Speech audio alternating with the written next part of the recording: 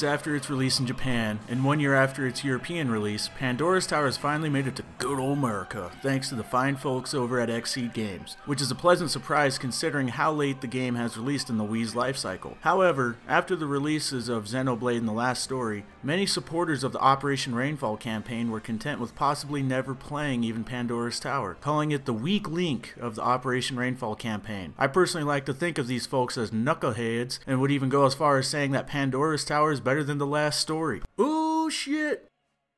Pandora's Tower follows protagonist Aaron as he traverses 13 towers to slay the masters and obtain their flesh to save Elena, the woman he loves. Elena has been afflicted with a curse at the Harvest Festival that slowly transforms her into a repulsive beast, and if she doesn't eat the master flesh, her curse will become permanent. Oh, and did I forget to mention that Elena's religious beliefs make her a vegan? All of it makes for some seriously uncomfortable eating sequences that you know is making somebody hard somewhere.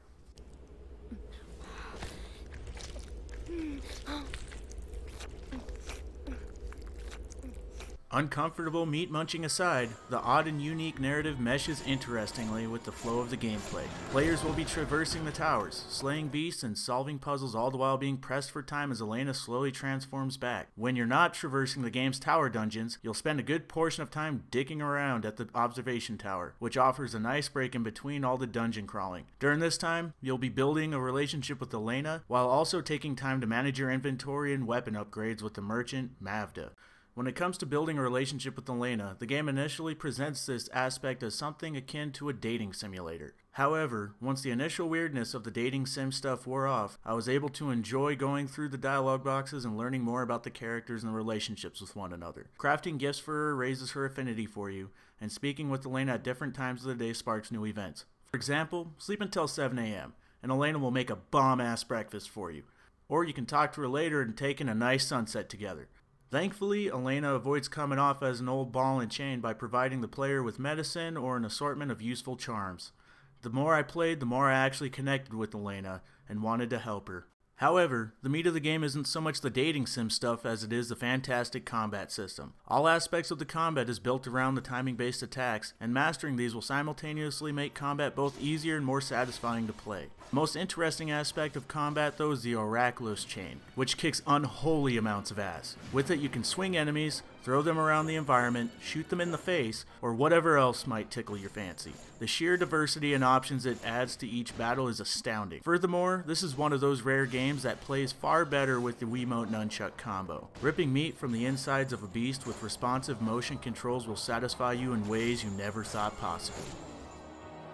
On top of all the satisfying combat sequences, the game also has a great set of boss fights. I was constantly surprised just by how creative and inventive each boss encounter was. Much like the bosses of Shadow of the Colossus, every master has a glowing weak spot that you need to reveal. However, figuring out the trick to reveal each foe's weakness provides a thoroughly satisfying challenge. Having to use your wits to figure out how to tackle the bosses is always an engaging task, and these sequences are only made more gratifying when you finally rip out their pulsating flesh.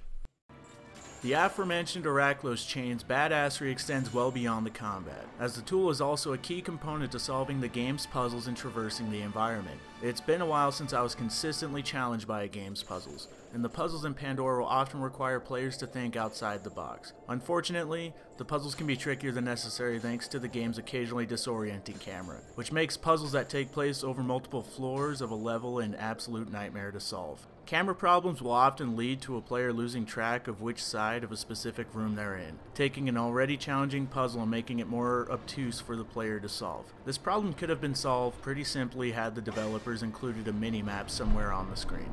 Possibly the biggest problem with the game is a very frustrating glitch near the end. I was playing the game on Wii U, and the game would freeze almost any time I would try to enter the 11th or 12th tower. This was a serious nuisance, as I would have to unplug my Wii U, then go to the Wii channel from the Wii U menu just to start the game back up. Hopefully this glitch gets patched up at some point, as it seriously puts a damper on my enjoyment on this game. Despite the complaints, would I recommend this game? Hell yes. It's a game that you can't fault for its ambition, and there's nothing on the market quite like it. It takes a mishmash of odd yet well-implemented features that ties it all together in an experience unlike any game I've played before. The game is gorgeous to look at, and the British localization is fantastic and it manages to avoid sounding like a second-rate anime. Top all that off with the $40 price tag and you've got a game worthy of your money. And anyone that says it's not up to par with other Wii RPGs is full of shit. As far as puzzles and combat goes, I'd personally say it far surpasses the latest Zelda. Ooh shit!